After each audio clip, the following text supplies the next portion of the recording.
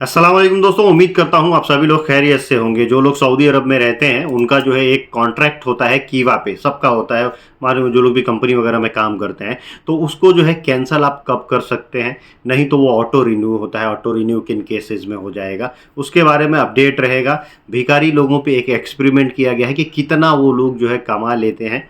1 घंटे में मात्र आपको जो है सुन के अचंभा होगा। और दूसरी चीज़, कुवैत में जो औरतें हैं उनके गाड़ी चलाने के रिगार्डिंग अपडेट है, बुर्का के रिगार्डिंग अपडेट है, और भी ज़रूरी खबरें रहेंगी जो इस वीडियो में शेयर किया। तो चलिए वीडियो को शुरुआत करने से पहले आप लोगों से गुजारिश करता हूँ, अगर आप लोग मेरे चैनल पर नए हैं तो चैनल को सब्सक्राइब करके ऑल नोटिफिकेशन ऑन कर लीजिए। फेसबुक इंस्टाग्राम पे अभी तक फॉलो नहीं किए हैं तो आप मुझे फॉलो कर सकते हैं। आपके कुछ भी कंसर्न डाउट ट्रैवलिंग के रिगार्डिंग रहे गल्फ कंट्रीज़ में तो आप मुझसे जुड़ सकते हैं। सबसे पहले बात करते हैं कीवा पे जो कॉन्ट्रैक्ट आपका अपलोड किया जाता है। तो जब कॉन्ट्रैक्ट वो हो जाता है, दोनों साइड से अप्रूवल हो के कीवा पे सक्सेसफुली अपलोड हो जाता है, तो उसको अगर आपको कैंसिल करना है वो ऑटोमेटिक रिन्यू होता है। एक चीज़ में बताया गया है कि वो कॉन्ट्रैक्ट ऑटोमेटिक रिन्यू होगा हर साल। किन केसेस में, अगर आपने उसको कैंसिल नहीं किया तो कैंसिल करने के लिए बताया गया है कि आपको उसको अगर चाहना है भाई हम कॉन्ट्रैक्ट ब्रेक कर रहे हैं, इसको टर्मिनेट करना है, कैंसिल करना है, तो आपको उसको कैंसिल कर देना होता है। कैंसिल करने के बाद से रीज़न आप उसमें सेलेक्ट कर लेते हैं, अलग अलग रीज़न आते हैं। तो रीज़न जो भी है, not wanting to renew the contract, आप ये कर लेंगे भाई हमको रिन्यू ही नहीं करना है और कर देंगे आप, उसके बाद से वो आपका कॉन्ट्रैक्ट कैंसिल हो जाएगा। तो ऑटोमेटिक मतलब वो कैंसिल हो गया। अगर आपने ये चीज़ें नहीं किया, आप छोड़ दिए कि भाई 1 साल का हमारा कॉन्ट्रैक्ट है, 1 साल हम करेंगे उसके बाद से हम करेंगे नहीं, लेकिन ऑटोमेटिक जो है रिन्यू हो जाएगा। वो जो है आप उसको मैनुअली करना पड़ता है अपने एंड से, अगर नहीं करेंगे ऑटोमेटिक रिन्यूअल होगा। एक चीज़ ये भी बताया गया है कि वर्क परमिट आपका वैलिड होना चाहिए, 60 डेज़ की कम से कम वैलिडिटी आपके वर्क परमिट की होनी चाहिए, तब आप जो है इसको कॉन्ट्रैक्ट को टर्मिनेट कर सकते हैं। और कॉन्ट्रैक्ट एक बार जो है टर्मिनेट हो गया तो फिर दोबारा होना थोड़ा मुश्किल होता है, क्योंकि उस रीज़न में अगर आपने टर्मिनेट करा लिए तो उसके बाद से आपको कहीं पे ट्रांसफ़र लेना होता है या फिर जो है आपको फाइनल एग्जिट आना होता है। जमजम के रिगार्डिंग एक अपडेट आई हुई है।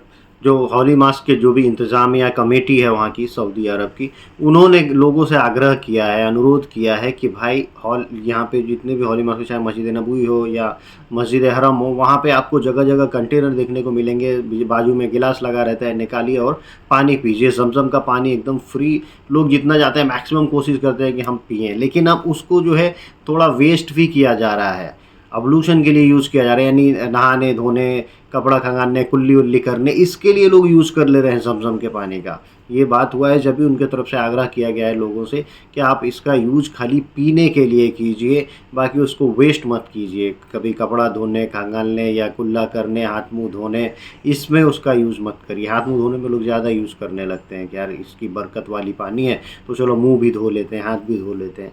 ये सब वेस्ट है, ये मना किया गया है करने से। आप पानी जितना पी सकते हैं पीजिए। एंटी बैगिंग सिस्टम की तरफ से एक अपडेट आया हुआ है। इसमें ये बताया गया है कि जो लोग वहाँ पे भीख मांगते हुए पकड़े जाते हैं उनके साथ क्या होता है। जेल होती है, फिर उनको जो है डिपोर्ट कर दिया जाता है, लाइफ टाइम सऊदी अरब नहीं आ पाते हैं। हाँ, उम्रा वीज़ा पे उनको आने मिलता है, लेकिन आजकल तो लोग उम्रा वीज़ा पे ही जाके वहाँ भीख मांगते हैं, ऑर्गेनाइज तरीके से मांगते हैं। इसमें एक और चीज़ बताया गया है कि नॉन सऊदी होंगे तो वो तो डिपोर्ट हो जाएंगे, लेकिन अगर सऊदी होंगे, लाइक कोई एक सऊदी है, उसने किसी नॉन सऊदी से शादी किया है, वहाँ पे ऐसा चलता है कि सऊदी लोग यमनी लोग से शादी करते हैं, मिस्री लोग से शादी करते हैं, तो उनकी बीवी जो है, सऊदी की बीवी अगर मिस्र या यमन की है, कहीं की भी है, मतलब मान लेते हैं गैर मुल्की है, तो उनके बच्चे और बीवी को, मतलब उसको तो आप नहीं भेज सकते कि भाई आपका जो है ट्रैवल बैन लगा के भेज रहे हैं, तो उनको नहीं भेजा था। उनके लिए कुछ हर्जाने जो हैं कि हर्जाने भरेंगे, फिर वहाँ पे वो लोग रहते हैं। लेकिन अगर गैर मुल्की लोग हैं, कोई भी जिनका सऊदी नेशनल से कोई ताल्लुक़ नहीं है, शादी ब्याह नहीं हुआ है वहाँ पे,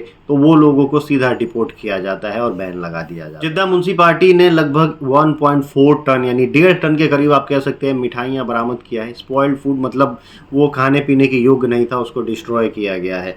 अब इतनी भारी तादाद में मिठाइयों की दुकानों से, कई सारी मिठाइयों की दुकानों को जो है वहाँ पे बंद भी किया गया है। रैंडमली वो लोग छापेमारी करते हैं और उनको बंद भी करते हैं। तो ये बताइए, आज नहीं तो कल उन मिठाइयों को जो भी स्टोर करके रखा गया था बिकता और लोग खरीदते और खाते।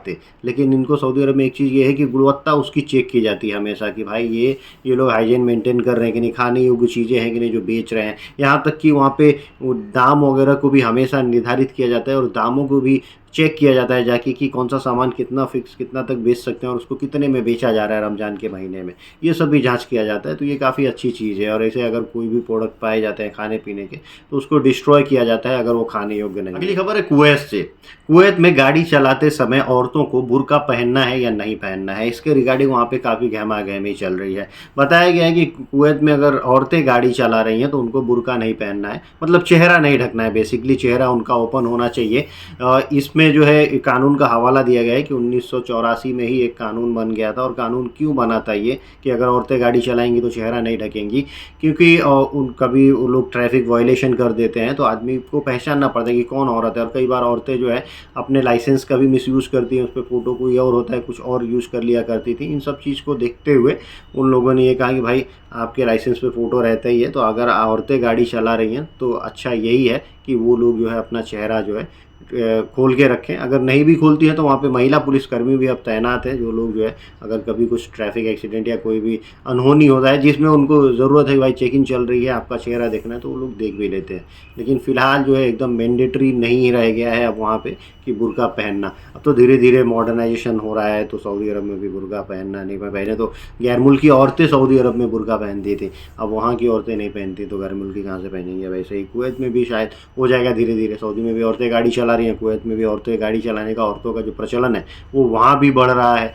तो भाई गाड़ी चलाइए तो चेहरा आपको खोल के ही रखना पड़ेगा, क्योंकि कोई मिसयूज भी कर सकता है। अगली खबर आप लोगों से शेयर करना चाहूँगा जो भिखारियों के रिगार्डिंग है। रमज़ान में भिखारी लोग 1 घंटे में कितना कमा सकते हैं, ये अमीराती पुलिस ने लोगों को बताया है। 1 घंटे में एक भिखारी ने 367 दिरहम कमाए हैं। 367 दिरहम, जो कि 8,000 से ज़्यादा इंडियन रुपीज़ होते हैं, मात्र 1 घंटे में कमाया है। आप समझिए वो ज़रूरतमंद होगा जो भीख मांग रहा है, और इतना जो कमा लिया वो तो भाई वो करोड़पति होगा वो।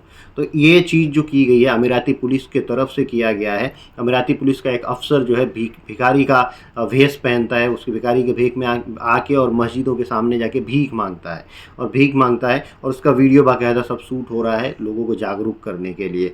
और उसने एक रिकॉर्ड कायम कर दिया कि मात्र 1 घंटे में 367 रुपये। तो बताया गया कि देखिए 367 दिरहम कमाया उसने। कि देखिए भिखारी लोग जो है रमज़ान के महीने में कितना ज़्यादा पैसा कमा लेते हैं, हालांकि वो ज़रूरतमंद इतने नहीं होते हैं। और इतना ज़्यादा पैसा तो कोई इतना मेहनत करके भी, मजदूरी मेहनत करके भी वहाँ पे नहीं कमा सकता है घंटे का। 1 घंटे का इतना तो अगर एक दिन का 1000 दिरहम या 2000 दिरहम भी मान लो तो कितना वो लोग कमाते हैं। तो बताया गया कि आप इन लोगों को भीख ना दो, इन लोगों को कुछ भी पैसे की मदद न करो। आपको पैसे अगर देने हैं तो ऑर्गेनाइजेशन रहते हैं, उनको आप पैसे दीजिए, वो पैसे ज़रूरतमंदों की तरफ जो है डिस्ट्रीब्यूट होते हैं, उनको दिया जाता है। अब ये क्या है कि ज़रूरत उसको अगर 10 या 20 रियाल या 100 रियाल की है, लेकिन वो इतना कमा रहे तो भिखारी कहाँ से रह गया। अच्छे खासे जो मैनेजर लेवल के लोग हैं उनसे भी ज़्यादा ये पैसे कमा रहे हैं महीने। वीडियो के आखिर में बात करते हैं, सऊदी अरब के असीर रीजन में एक घटना हुई है। एक वीडियो वायरल हुआ जिस पे जो है कार्रवाई किया गया। एक आदमी गाड़ी चला रहा था, अब समझिए गाड़ी चलाते समय उसका टायर फट जाता है। गाड़ी का टायर फटना एक्सीडेंट को दावत देना होता है। अब गाड़ी का जो टायर होगा हो सकता है कि वो सही स्थिति में नहीं होगा और उसको जानकारी होगी, उसके ऊपर वायलेशन के चार्ज लगाए गए, क्योंकि उसने 4 लोगों को घायल किया है और 2 पार्क की हुई जो गाड़ियां थी उनको जो है पूरी तरह से डैमेज कर दिया है और 4 लोग घायल हुए। घायलों को अस्पताल में भर्ती कराया गया और इस मामले की जांच की जा रही है। और इस बंदे के ऊपर जो है जो भी हर्जाना वगैरह होगा उस बंदे से ही वसूला जाएगा, क्योंकि वो लापरवाही में गाड़ी चला रहा था कि उसने अपने टायर की जांच नहीं कराई। कई बार नकली टायर भी वहाँ पे बेचे जाते हैं, पुराने टायर को लेकर नया करके भी बेचा जाता है। हो सकता है इस तरह का कोई मामला हो, या फिर उसका टायर जो है चलने योग्य ना हो और ज़बरदस्ती चला रहा हो तो वो फटा था। और कई बार ऐसा भी होता है कि बहुत ज़्यादा गर्म पड़ने की वजह से अच्छे खासे टायर भी वहाँ पे फट जाते हैं। आज की वीडियो का तो यही समाप्त, मिलता है अगली वीडियो में। Thank you guys, thank you for watching.